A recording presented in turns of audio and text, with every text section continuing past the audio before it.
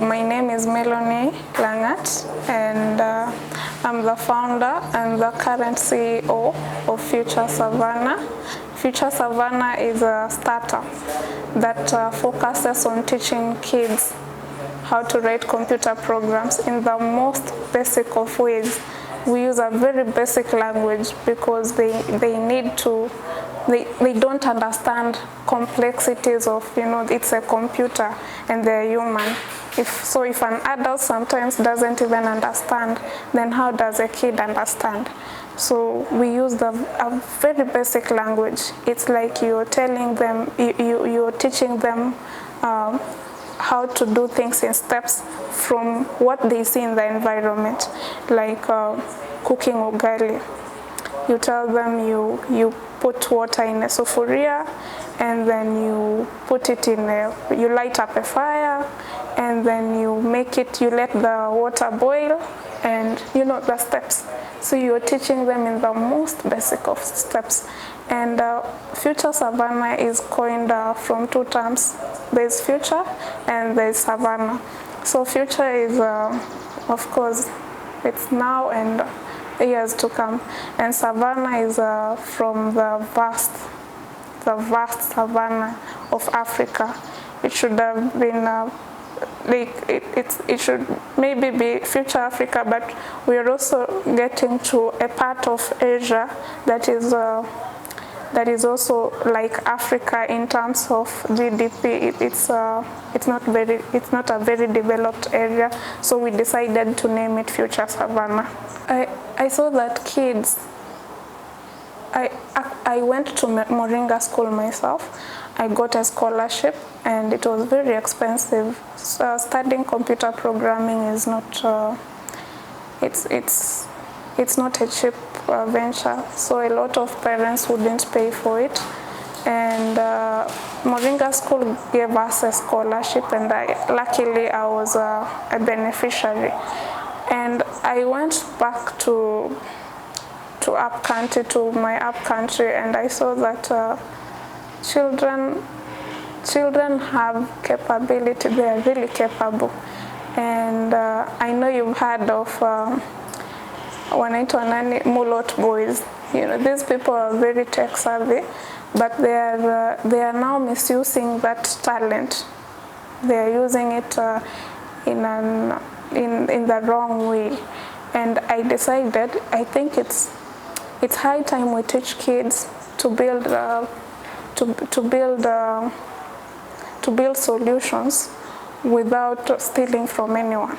You're teaching them to be morally upright. You don't want them to go the wrong way. And they cannot afford. So that is how Future Savannah came.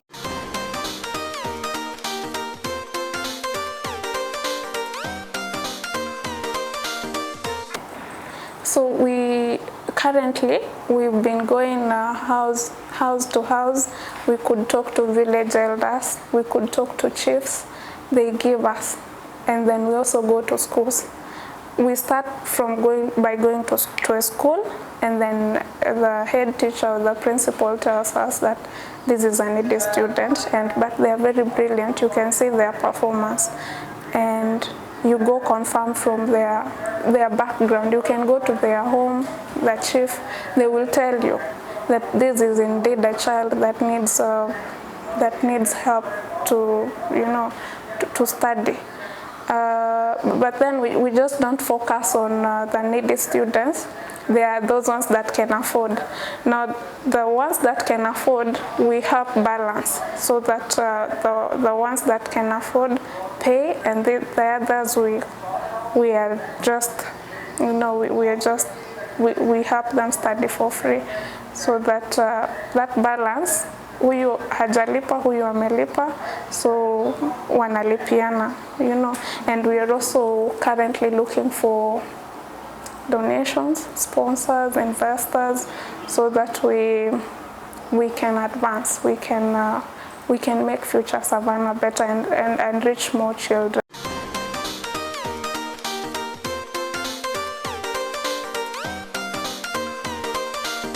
Okay, so For example, I go to a school like Chumo Schools. Chumo Schools is a partner in Kericho.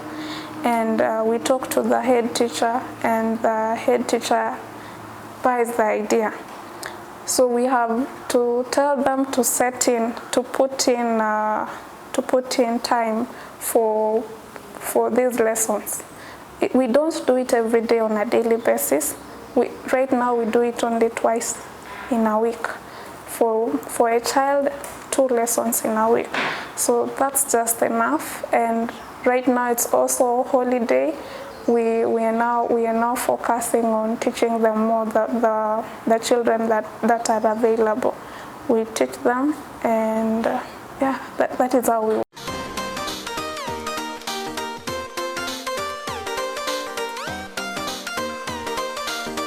We actually started last year, so that's why I told you it's still a startup. I don't know how long it takes for a company to be called a startup, but I still consider ours a startup.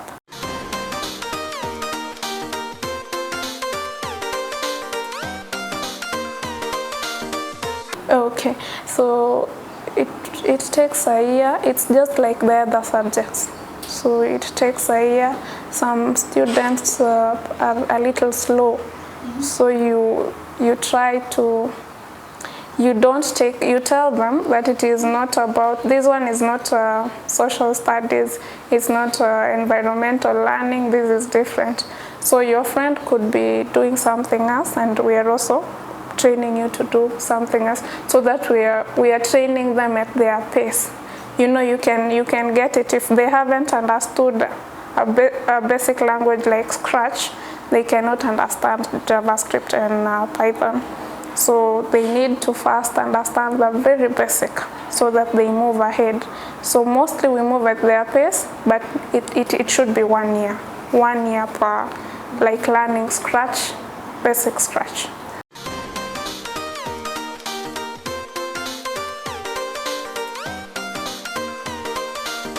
So up to now, we've written a coding book for kids. It's called Robo and Dot. We'll be launching it first week of July. I think we are done. We are done writing the book. We are about to finish illustrating it. And another milestone we've achieved so far is partnering with schools, primary schools mostly, because our target, the target students are kids between the age of 6 to 17. But now we are now focusing more on the lower class, I mean the primary school, so that when we go to high school, we are now confident we began well. And we've also collaborated with educators, teachers in schools, computer teachers. We also have technical mentors. We've hired a few technical mentors. Most of them are interns, but some of them are really experienced in their job. And yeah, we are good. And yeah, the children are doing well. It's not like the way we started. So far, we've come so far. We've come a long way, and I see that, like, I see us achieving the vision that we really wanted to achieve.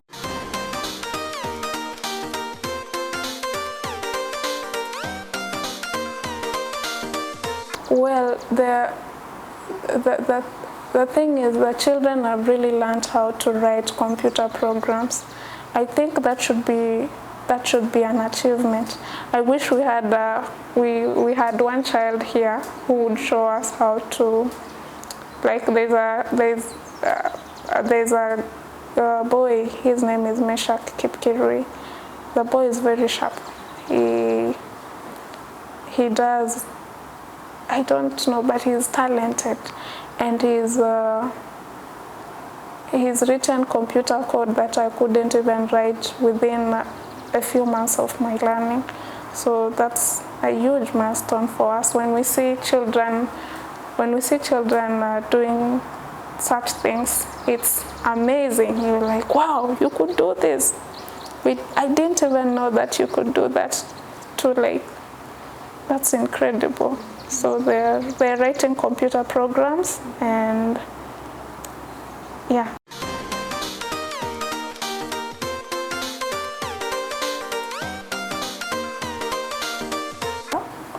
We started with schools that have computers. Some, you get to a school and their computers are 2 GB RAM, and you have to tell them to upgrade to at least 8 or 16 GB RAM. So the computers we are using are from the schools that we are partnering with. And learning experience, the moment that we realize this is going to be this is a brilliant student, he or she.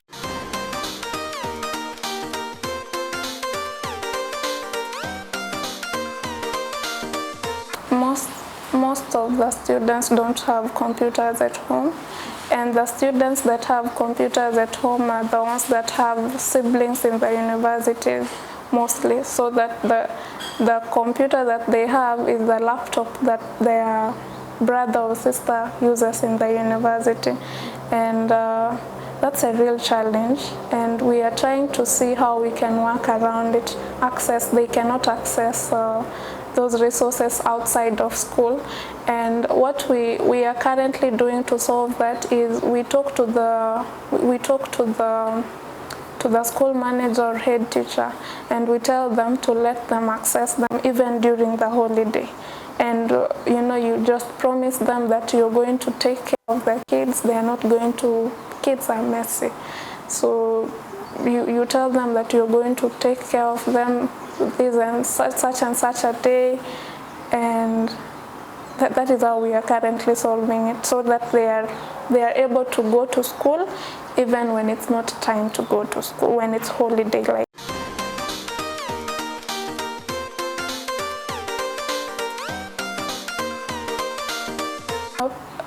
As of now, we haven't yet increased. We are working on projects mostly on holidays, and there are still 2 classes. If a school agreed to do it on Tuesday and Thursday, those are the days we'll still go to that school. And I wish we are limited to resources. Because we need money for more trainers. The more trainers we have, the more lessons we'll get. But right now we are not able to afford more trainers, so that is a limiting factor. But if we got sponsors, donations, we will do more classes. We could even cover Monday to Friday. It will be okay. Like when children go to sports, we could cover an hour from maybe 4:30 to 5:30 p.m. Such things.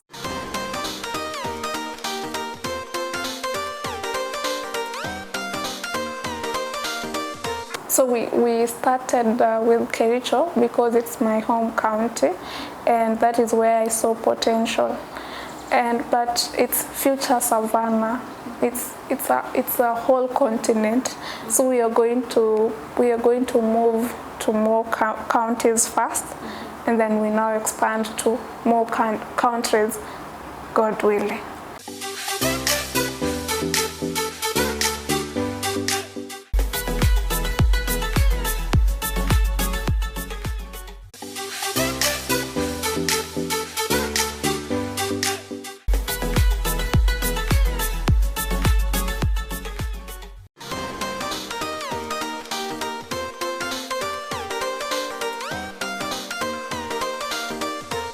Where we are expanding Future Savannah, we go door to door.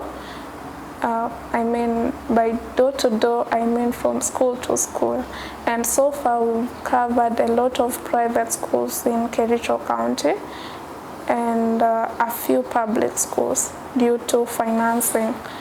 And we are still going to continue. We don't like to really use social media. We like to make a phone call book an appointment, talk to the manager or the head teacher, and we make an agreement. So that is how we've gained the schools that we currently have.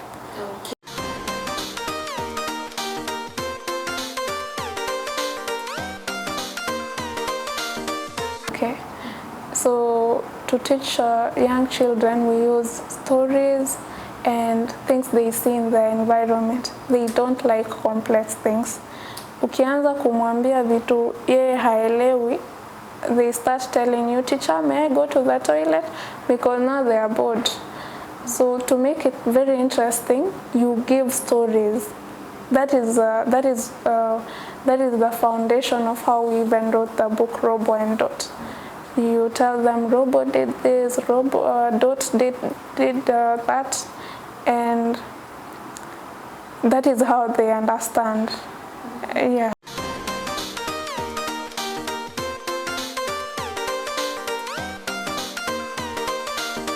Show them how to Google using AI.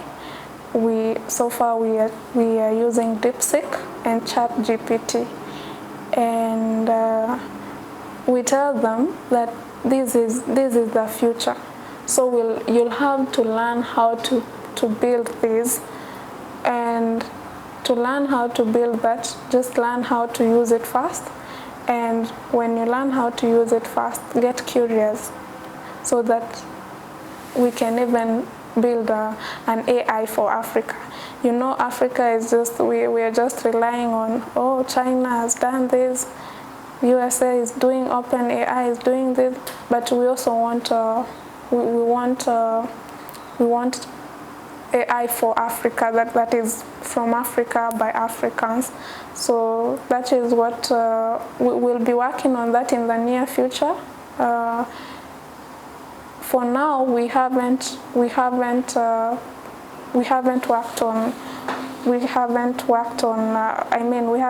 with AI with the kids, because we haven't even gotten the teachers. Honestly, it's tough getting people that know how to write computer programs in training AI and doing such stuff. But we are hoping in the very near future we can achieve that. We can have our very own teachers, people that are learning AI. AI is still very new, and I'm very sure, I'm certain, that we are going to reach a point that we are going to build our own. Future Savannah is going to do that.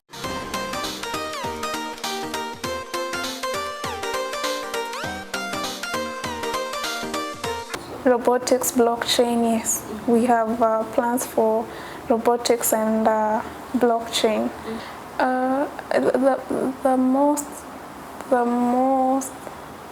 The major challenge we are facing right now is access.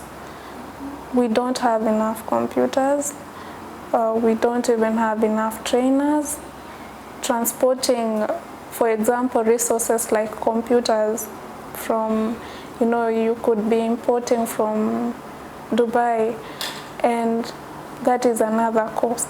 Transporting to interior areas, sometimes the roads are the interiors, sometimes the roads are not very good, so that's a challenge. So the challenge we mostly face is access, so that it's children cannot access, they don't have access to computers, or they don't have enough computers. The reason not all children in a school will enroll is because they don't have enough computers mostly, and the head teacher will choose the best students in class, so that they are just taking the top 5 in every class. And we wish it could benefit all children, so that there is no bias or this one is, the way they say you cannot tell a fish to climb a tree. I don't like it when I see teachers and managers being biased against the students, saying this one is brilliant and this one is not brilliant, because the one that they are saying is not brilliant could be very brilliant in computer programming. And we would explore that if we had enough computers. So the major challenge is that access to resources.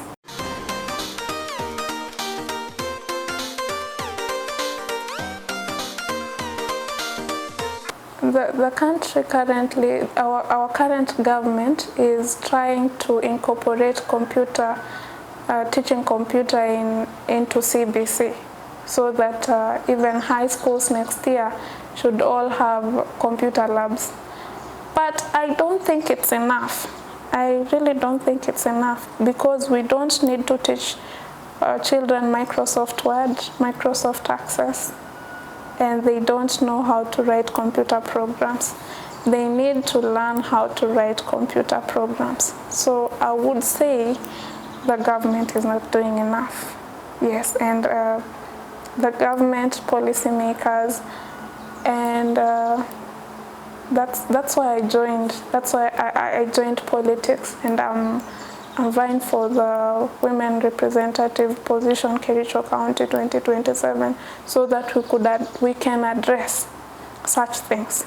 You know, you bring in a perspective of tech. People just don't go sit in parliament and talk about things that we want to address, things that affect our children and that are going to make their future bright.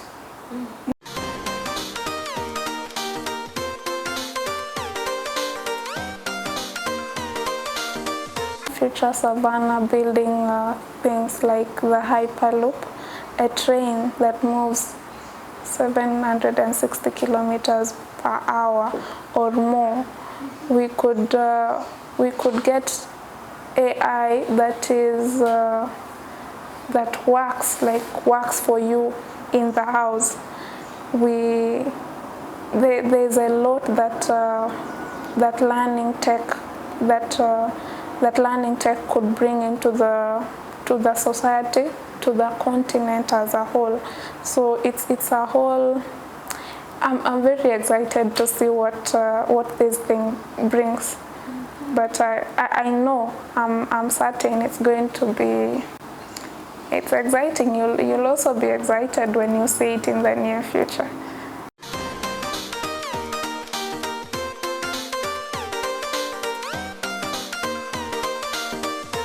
First, I think we have the brains for it as Africans. You will discover, if we went on a contest, when we do hackathons, we get a lot of African youth that do better than the Western nations. I think it's about governments. Currently, the challenge that we are facing is neo-colonialism, so that we are not independent. Otherwise, we can do it. We can do it as the Kenyan youth, the African youth, but mostly the Kenyan youth. You will realize that a lot of Westerners have come to Kenya because Kenya it has youth that have brains for tech. We have a book entitled Robo and Dot, and this book, Robo is a robot, it's a machine, and Dot is some small child that works with the robot to achieve things together. So we are using this Robo and Dot to teach children that machines can coexist with humans, and that as much as AI could be a threat, it shouldn't be so much scary because it's of so much use to us. The inspiration behind the book was most coding books are written by Western nations, the ones that I've encountered. I haven't seen a single book that has been written by an African, a coding book that has been written by an African. So we are writing a book that suits the environment that the African child sees. We want them to see Mathare, we want them to see Kawangware, we want them to see Kericho. We want them to see the savannah, so that they are learning from what they see. It's not just, the other books will tell you about things you cannot. For example, you tell a child about the metro, a tram. They don't know what that is, so you need to tell them about the moving buses in our roads, the matatus, the taxis. That is what they understand. So that was the inspiration behind the book. We want to make a difference. We want to focus on the African child and what they see in the environment.